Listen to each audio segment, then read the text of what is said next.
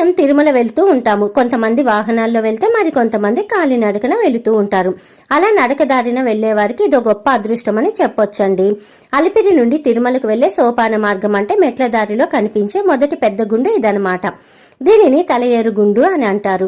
ఇక్కడ అంజలి ఘటిస్తున్న ఆంజనేయ స్వామిని మీరు చూడొచ్చు. మోకాళ్ళు కాళ్ళ నొప్పులు కలిగిన భక్తులు ఈ గుండుకు కాళ్ళను ఆనిస్తే నొప్పిపోతుందని నమ్ముతుంటారు. ఇది నిజం కూడా అండి. నాతో తిరుమల వచ్చిన 60 ఏళ్ల ఆంటీకి కూడా నొప్పులు తగ్గి 3580 మెట్లను ఎలాంటి ఇబ్బంది లేకుండా ఎక్కగలిగారని స్వయంగా ఆంటీయే నాకు చెప్పారనమాట.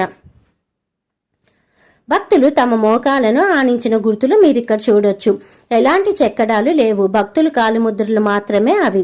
ఒక కొండ తగిలితే కాలుకి దెబ్బ తగులుతుంది, కానీ కాలు తగిలి ఇలా ఒక కొండలో గుంతలు ఏర్పడ్డాయంటే ఎంతటి మహిమ ఆ భగవంతుడిది. అందుకే అంటారు నమ్ముకున్నోడు ఎప్పుడు చేయవదలరు అని. ఆ నమ్మకం